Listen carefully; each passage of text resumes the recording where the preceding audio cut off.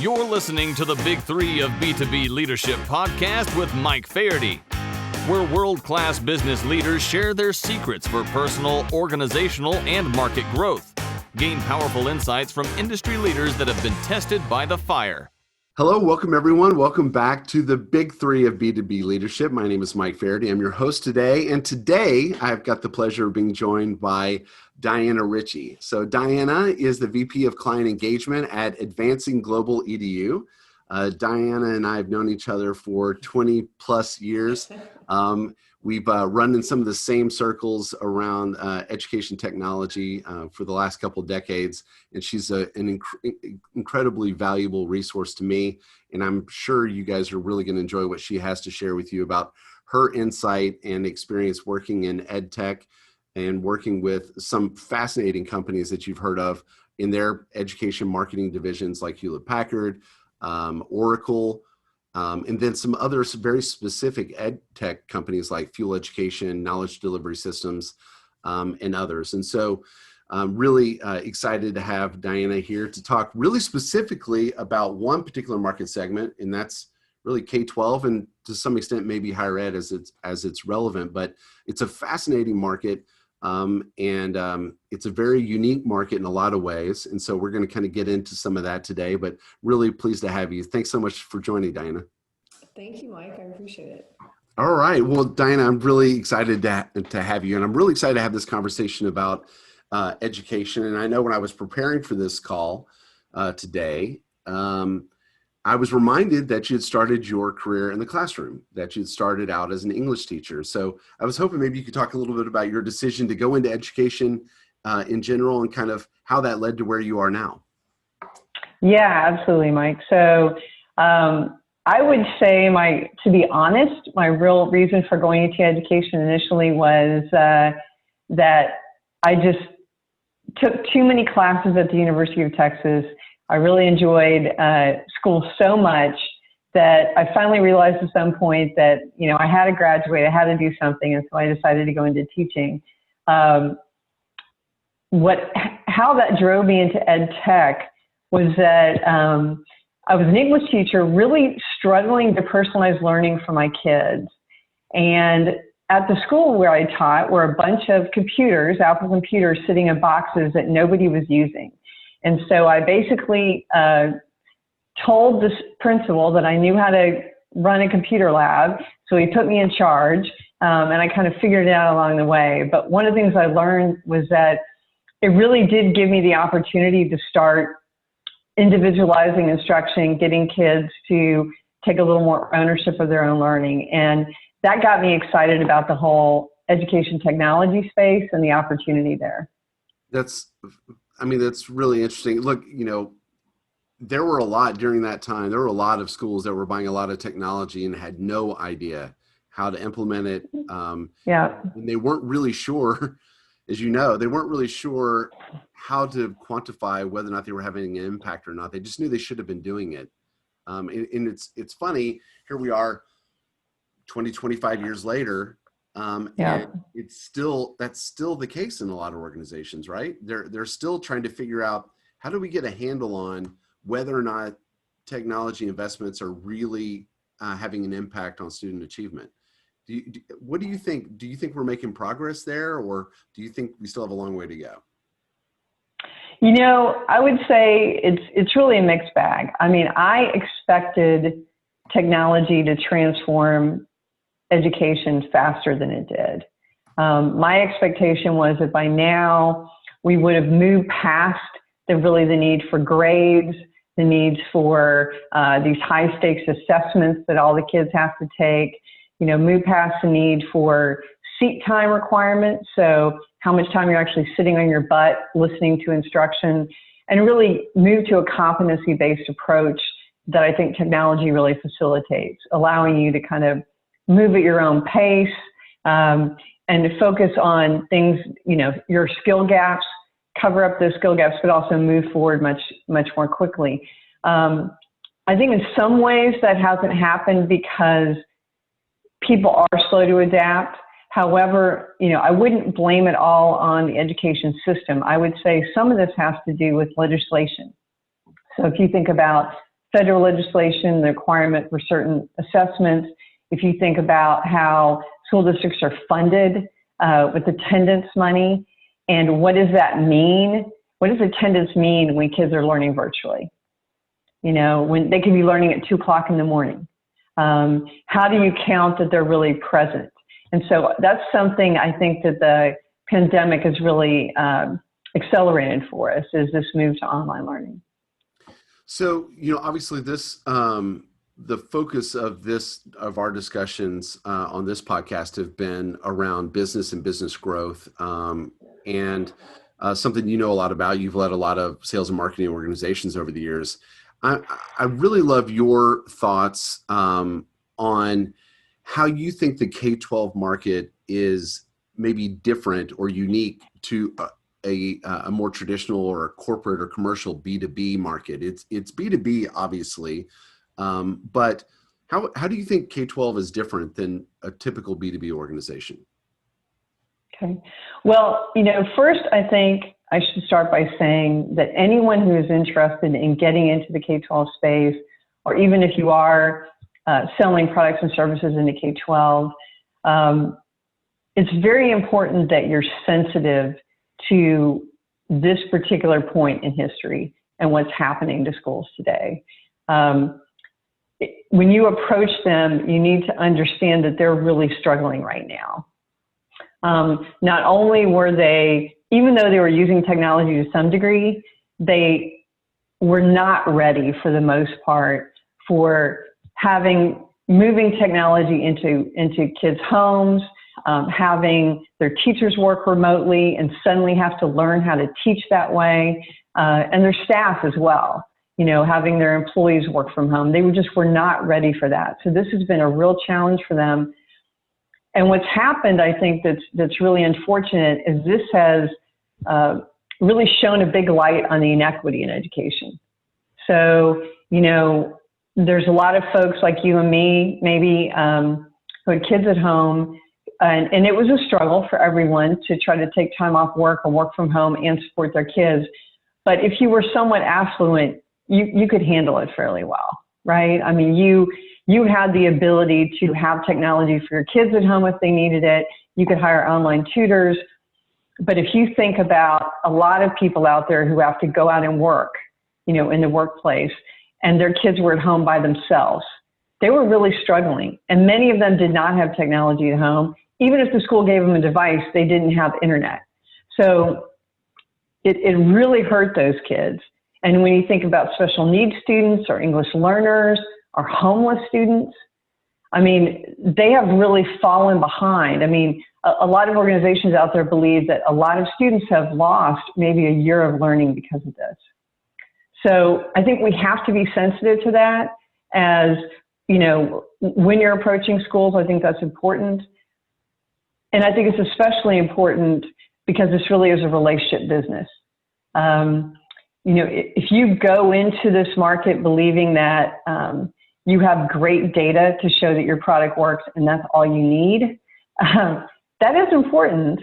But you have to understand that a lot of decisions are made based on recommendations from peers, right? And Mike, I know that you've done business in this market as well. And having referrals, having references, having case studies where school district leaders can know that their peers out there have said that this is a great product and service and works for them, that is incredibly important in this space.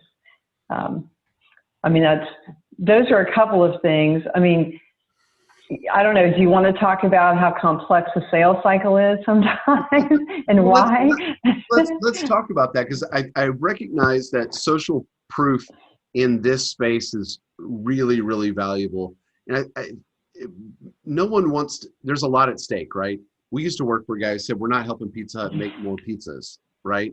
You might remember those comments. And because we're really trying to help people improve our economy, our society, it's massively important the work that schools do. And so there's a risk aversion because of that. There's a methodical sort of thought process, and they're interested in only trying things that they know have worked because they can't afford to make a mistake.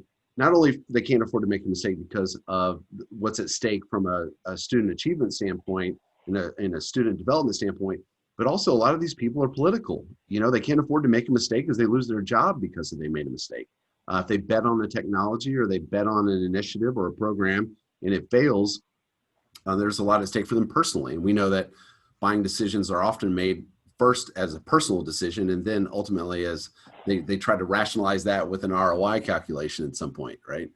But you mentioned the sales cycle, and it is really, really unique. The only thing I liken it to is the only thing that's like it in my mind. I want your thoughts on this is, the seasonality around Christmas, right? There is a very clear, if you're a retailer, you know that you're going to make your money in the last 2 months of the year, and that's just how the world works. And so everything is aligning to those sorts of dates and those timelines. It's the only thing I think is similar to K12. Talk a little bit about how K12, how they make the buying decisions and when those things happen, and what's important for someone who's maybe thinking about entering the K12 market to really understand. Sure. Yeah, absolutely. Well, again, first I would say that the normal sales cycle for K12 this past year was really disrupted, right? Right. So if you think about, kind of that, time frame in spring when the pandemic hit, school districts were already way down the path of having done their needs assessment and all of that, really even before the winter break.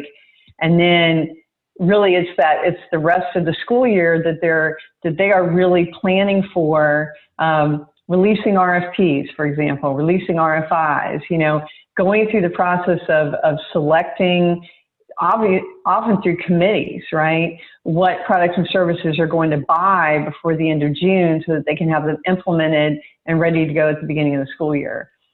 And think about what happened, right? Suddenly, you have to change your budgeting priorities. You have to say, hey, I have to go out now and buy devices for kids. I got to buy hotspots for kids. I have to think about how I'm going to support all this technology, right? I mean, I'm going to probably need people to not only help me track these assets, but oh my gosh, I'm going to have somebody with tech support, to help all these parents and kids at home. They still have to feed kids. How are you going to get food to kids who otherwise aren't going to eat?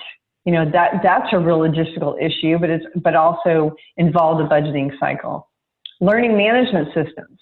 I don't know that I would consider Zoom a learning management system, but that is one provider that districts wound up using, right? So it changed how they bought, and what's happened as a result is a lot of funds have been obligated that even haven't been spent yet just to pay for those kinds of things. But in a normal cycle, let's pretend like it was a normal year. I mean, how it works, right? So typically it might start with a needs assessment during the first part of the school year. What do we really need for next school year? What types of products and services are going to help us accomplish our goals that we set out? And then you're really going to start investigating and researching them. And you and I know that a lot of that research is done asking colleagues, right? In the past, going to conferences, seeing what's out there. They do a lot of research online, so you better have a good website, right? They watch webinars, inbound marketing efforts really help there. So that typically after winter break, they kind of sort of know what they want, right? Even if they go through an RFP process. And then funds really need to be spent by the end of June so that they can be implemented over the summer, and then, you can kind of start the process over. So is that kind of what you've seen as well?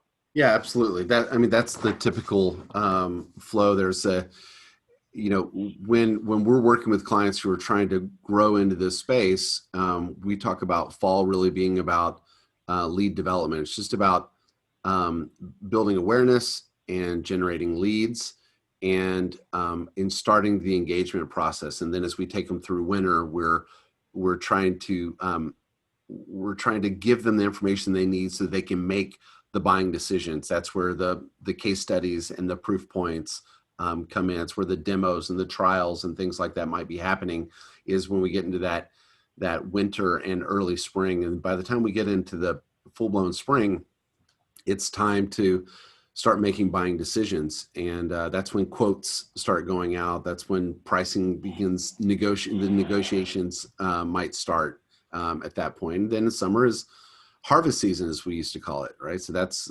when everything gets implemented. It's when the orders are cut and things need to be delivered, because they need to get it in place and operational before the fall of the next year. So it is an unusual pattern, but it's very predictable. And where I see organizations make mistakes sometimes, they don't appreciate that seasonality and that flow to it. And they're trying to get quotes whenever they should be generating leads, and they're trying to generate leads when they should be negotiating pricing. And if you can align your process with their buying process, right? That's why we spend time talking about the customer's journey and how buyers make decisions. It's really important to understand that. So that's pretty awesome. Thanks for sharing that. So you talked a little bit about this mass virtualization or the remote learning that's going on right now. This has been going on now, as we sit here in end of October, virtually 10 months. So what are some of the priorities that you see the organizations trying to address? Support for the technology is certainly one.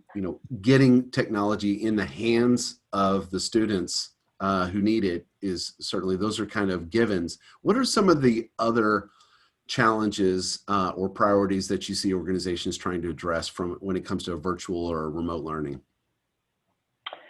Yeah, so I think what you've seen happen, Mike, is there are specific things that are having to happen now, and immediately during COVID that really shifted the market. We've seen big companies conduct major layoffs and really be losers in this space, and then others really be winners. And it's kind of fascinating. A lot of it does have to do with what problems they're solving. So, for example, think about student engagement during this time and the need to address the learning loss and what products and services are important there. So you've got the big traditional publishers that have not been doing very well. School districts are not necessarily out buying core curriculum, in the way that they would be doing. Instead, what you're seeing is them looking at the kinds of online learning solutions or hybrid solutions that are going to help them remediate that learning loss. And so in this new space, we've seen some really exciting things happen. We've seen a lot of progress in the area of gamifications, for example, which gets kids excited and engaged in learning, but also allows for assessment to happen while kids are learning, which is really important. So you're also seeing those big, high-stakes formative assessment companies not doing as well. Or summative assessments, I'm sorry. What you're really seeing is more formative assessment. So assessment's kind of happening all the time, to help kids move forward. Some of the other companies that I think have really suffered are those that provide an in-person type of support. So if a district were outsourcing, let's say, special education sports, you're not seeing those as much anymore. But you are seeing online tutoring companies do really well. If you think about it, that really makes a lot of sense. The other thing I think that you're seeing are, parents are having much more voice, right? So if you think about the learning management system space in education, there are companies that were doing very well that now school districts are looking to maybe replace those solutions because they didn't offer the kind of parent support that was needed. So, it used to be that you didn't feel like you had to really have such a good understanding of what was happening with their child's education, right? And now you want to see those reports. You want to see what, how your son is doing in English, and what is he supposed to know at this time? What skills should he have mastered? And so you're much more engaged. Parents pre-COVID, affluent parents spent maybe $1,000 a year extra helping with their kids' education. Now they're looking at way more than that, right? You've heard about these learning pods that cost in excess of $2,000 a month even. So it's, so the B2C market in that space, I think, is hot as well. So it's, you're really, really seeing that happen, though, to address those issues. Are you seeing that as well? Yeah. Go ahead. Yeah, of course. That I think that there's you just touched on it, which is really interesting to me, that engaging the parents, if you're providing a curriculum or a software solution, if you haven't stopped to think about how can I enable the parent to either access this information or engage with the software themselves, or to give them, enable them to be able to support the student as they use the products, and provide assessments to them, maybe at a deeper level or a personal level that you wouldn't necessarily want to come to the school. There's a lot of different ways to think about. I'd be asking the question, what information can we provide to the parents right now? In what ways, how can we get our parents involved, the parents of these students involved in the solution in some way? And I think there's tons of opportunity for there to be upsell and increased revenue opportunities for organizations, just by saying, hey, look, for parents, hey, for $9.99 a month, you can do this other thing with our tool, and you can access it also. Or unlock these tutorials, or unlock these capabilities that can allow you to support your students' learning. I just think the parent side of things is going to become a much bigger opportunity for organizations, or particularly software and learning applications. One of the things you also said that I really like is this idea of sort of real-time assessments, that as the students are engaging with the platform, that it's constantly capturing analytics about the things that they're getting right, the things that they're getting wrong, the things that they spend more time on, or things that take them longer than the average to complete, or that they're doing faster than their peers, as an example. There's tons of insight that can be captured from this that can allow not only the application to fine-tune and direct the student towards other resources or games or exercises that can help them support the things that they're struggling with or things that they need more time with, but also give that insight to the teachers and the districts and others who need that information to say, where is there an opportunity for us to improve? And that might be, hey, we need to make an investment in a different application, or we talked about supplemental learning, right? So, hey, I've got these kids that are struggling in this one area. We need to get access to this other tool that will engage them and just give them support in that one thing, just for those kids, right? Just for those students. Yeah. No, absolutely. Absolutely. And I think, so absolutely, first of all, parents are absolutely key. And they are going to do whatever they can do to help their kids. And there's got to be a way to keep them informed. There's been a lot of thinking about, in the past, informing a parent meant to tell you, what your kid's grade was after 6 weeks, or if they were absent too much, or things like that, or whether their behavior was acceptable or not. And now I think it's really a process, an opportunity to educate kids on the kinds of skills, kind of competencies that your child should have mastered by a certain level, and then help educate you. So we're talking about professional development for parents, not just for teachers, right?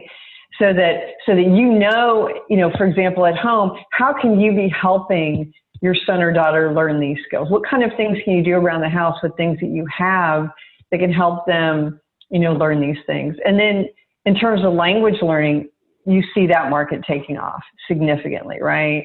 So as a parent, you might be making your investments in having your child learn a second language.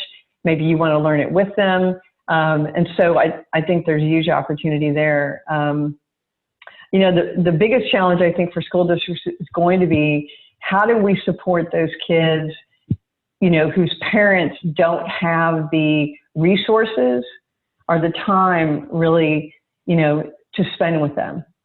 And I mean, that is a really significant challenge. And that's why I think that there's a real fight to get kids back into the classroom in many cases, because that is really, that in-person kind of interaction is really all that works with, to support those kids. So that is a challenge too. Yeah, that's a problem. It's always been a problem, right? It's been a problem since the beginning of, our public education system, is those marginalized or at-risk kids they don't get the support that they need at home. And so the only instruction they get, the only structure in some cases that they get is what comes in the classroom. And so it's really important. So without that, yeah, you're right. It's a little bit scary, how far behind some of these kids may be drifting. And it has nothing to do with them, right? It will have nothing to do with them. It will have everything to do with their environment and not their aptitude or their ability or their willingness to learn.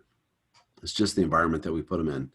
And Mike, especially now, I mean, imagine you're a parent who's really kind of a first responder, right?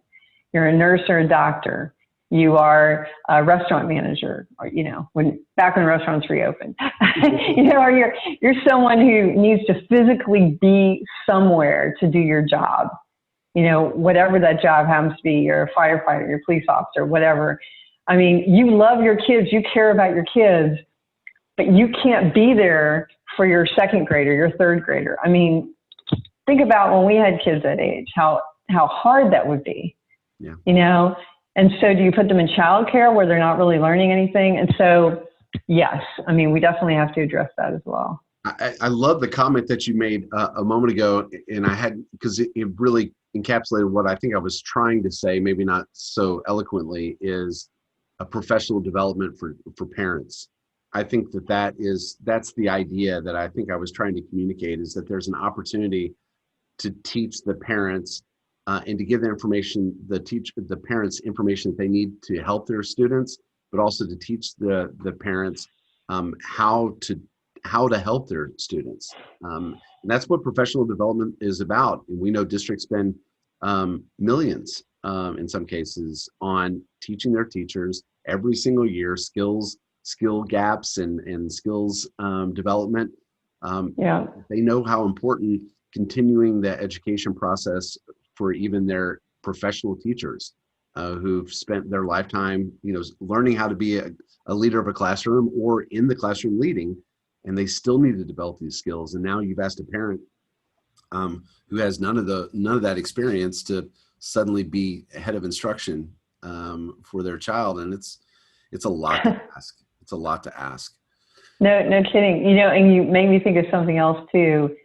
So, I have some friends who are school board members, and you talk about keeping parents engaged and informed. The other challenge is the taxpayers, because in many communities, the folks who actually pay for schools through their tax dollars, and in Texas, a lot of that is your property tax, right? They are calling up school board members saying, hey, kids are at home now. Why do I have to keep paying for school? What the heck are you guys doing, right? Because they think they're just doing nothing. They're just hanging out at home watching TV. So what can you do? And this really presents an opportunity, right, for organizations that can help school districts really get that word out to their community. Keep parents informed, but you also want to keep other community members informed about the importance of supporting education. Yeah, absolutely. So if we get back to the business side of it for a moment. So how are you recommending K12 organizations, and what I mean by K12, I should say, technology companies or any companies that are selling solutions or products or services into the K12 marketplace, How are you, what are some of the ways that you think they should be, trying to generate demand, building their sales pipelines in a world where the ways that they would normally do this have all changed? We know that conferences and trade shows are really big in this space. That's where a lot of that work happens. Those are all gone, at least for a while. And they've been gone for, 6 to 9 months. And so what are some of the other ways you're seeing people successfully reach their market today? Yeah. So you're right, Mike. I mean, we really miss our conferences because this is a relationship business, right? And that's where we can build relationships with school district folks. So a couple of things. One is conferences are not totally gone. They've just kind of moved to virtual, which does present its own challenges. So, if you think about it, I would still be looking to participate in conferences in that they allow you to see presentations from school district folks where you get to hear about their needs and you get to understand what's happening in the market. It's also an opportunity for you to be presenting virtually with school district leaders. And the lists they provide are pretty valuable. They sometimes allow for that speed dating and interaction, which is important. If you are going to participate in the same way that you would prepare your customers, I know that you've done this, Mike, a really good job preparing them to maximize their presence at those conferences, you can help them prepare for virtual conferences in some of the same ways. I mean, it's a little trickier, right? You're not going to be able to take them out to dinner or sit down and, have a conversation with them in the hotel lobby. But, there are opportunities for you to get together during these virtual conferences, and some of them are better than others at facilitating that. But then you're right. I mean, a lot of this, the good news is educators and especially school and district leaders feel very isolated, and they really want to learn from their peers. So this presents an opportunity for you in terms of producing webinars, podcasts like you're doing today with me. If you want to get the attention of a school superintendent, you need to be talking in this kind of a format with school superintendents or chief academic officers or chief information officers or CFOs or whoever it is your target audience. That's who they want to hear from. And it needs to be less about selling, right, and more about educating. And this can be certainly done through webinars and podcasts and that type of thing, but it can also be done, as you know, through white papers, through, blogs, talking about best practices, sharing information, and if you can do a lot of that marketing where you're actually pulling people to you because they're trying to find the answers and you are really honestly trying to help them, not just promote your own products and services, but really talk about where they can find those answers in the market, I think you'll be so much further ahead. And because in this space, you do not want to be cold calling or just showing up at a school district door if you don't have a relationship with them. That's not going to be a good strategy. Yeah, I think the way that you approach, I think you said it in the very beginning, to be honest, Diana, you said, look, you have to be sensitive to the challenges they're dealing with at this moment. And so any outreach that you do, whether that be over the phone or via email or through social or through, one-to-many formats like podcasts or webinars, as you mentioned, you have to be empathetic, right? You really need to recognize what the person in those organizations are going through and the struggles that they're dealing with. And just, I would coach anyone to lead their message should lead with recognizing, hey, I recognize that things are different and this is a challenging time. And then offer a way to help with, whether that be through insight or information or knowledge or support, or, you've seen, maybe talk a little bit about what you're seeing from these organizations that have just really blown up over this time period because they offered free trials and they gave their technology or their software or their curriculum away, or at least portions of it, to try to increase engagement. Talk about, have you seen that work, and then what's next? Now I've got to make money. So what do I do next? Yeah, absolutely. So I think what I've seen companies do right, number one, is support their customers, right? So maybe shift from, really trying to sell to folks to how can I best support my existing customers, right? What do they need from me now? And it doesn't always have to be free things, but what kind of services can I provide? How can I really help them be successful now in this challenging environment? In terms of pilots, I have kind of specific thoughts on that. You're right. I mean, in this environment, sometimes you have no choice, especially if you're new, or, especially if we're trying to get into maybe a big district, to offer some kind of a pilot. I think you have to be really thoughtful about that. And you have to really set it up in a way that you could be successful. So one of the problems I've seen is people give things away and then they're not valued, or the people that they've given them to just don't really have a lot of influence in the buying process.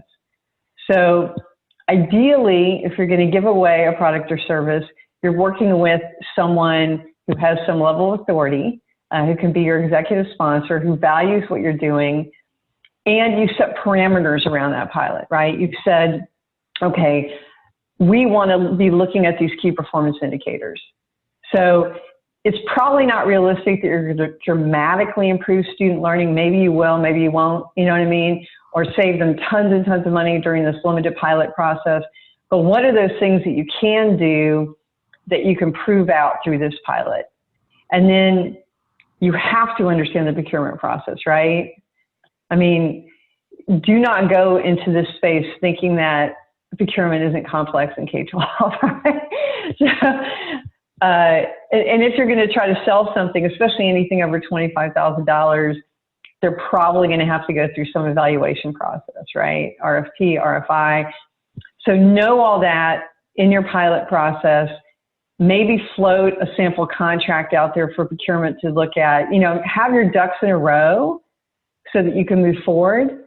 I think that's key. Some other things to think about. We talked a lot about instruction, but a lot of what school districts need now are ways to save money.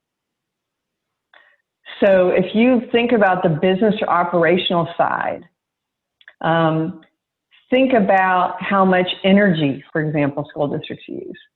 And if you could come in and help them by saying, look, what if I can help you? For example, to get kids back into school, you're going to have to improve your ventilation system. We've heard that, right? That schools have really old ventilation, that, it's very dangerous to kids. This helps spread disease. So we need to improve ventilation. Well, that costs money. Well, what if you could pay for that through other things that you might do to save energy, right? Getting LED light bulbs, for example, or, doing things like installing solar panels. Are those things like that you could do to save them money? If you're on the ERP side, financial HR payroll side, what can you be doing to save them money there? So really, are you going to be providing other services to help them be successful? Yeah. I would say I'd be looking at that. No, I think that's a really great suggestion. I think it's always sound business to look at what are the investments that a customer is going to have to make just before or just after they deal with my solution. After they do business with me, they needed something probably right before and they needed something right after. So looking at how can I partner strategically with the people that are doing business with my same customer, just maybe right before or right after, or in some tangential way that I can either strategically partner with them, or we can bundle our services together so there's an overall more compelling ROI. Just thinking more creatively about partnerships right now is it's probably really wise advice. So I can appreciate that. Well, look, I could talk about this stuff all day with you, Diana. It's fascinating. As you know, this is one of my favorite markets. We do a lot of work in this space for EdTech companies and helping them penetrate this space. And you've been a mainstay in this market for a long time. And so I'm grateful for you spending a few minutes with me today, talking on the big three of B2B leadership and talking about growth, and specifically in the K12 space, and certainly in the climate that we're in right now. Your insight is extremely valuable. So thank you so much for joining me today. Thank you, Mike. I loved it. It was fun. That's awesome. Appreciate it. Well, look, folks, if you enjoyed what you heard today and you're enjoying listening to the big three of B2B leadership, then I'd really be grateful if you take a moment and like our content, like the podcast, give us a 5-star review, leave a review, tell us what you think of it. It's really, really important to us. We want to continue to bring really insightful conversations like this to everyone on a weekly basis. So thank you for your support. Thank you for continuing to listen, and thank you for sharing this with your other folks that are maybe looking to do business in the K12 space or already doing business in that market. Please share this content. There was a lot of really, really insightful commentary from Diana today. So look, when we wrap these things up, we always remind you that companies grow faster when they focus on the big three of B2B leadership. Thanks so much, and everyone have a great day. Pro Sales Connection is a sales and marketing firm that has been helping B2B companies grow faster since 2009. Learn more about our proprietary fastest path to revenue process for B2B companies. Experiencing the possibilities begins with a short 15-minute call. Schedule yours at www.prosalesconnection.com and click Get Started.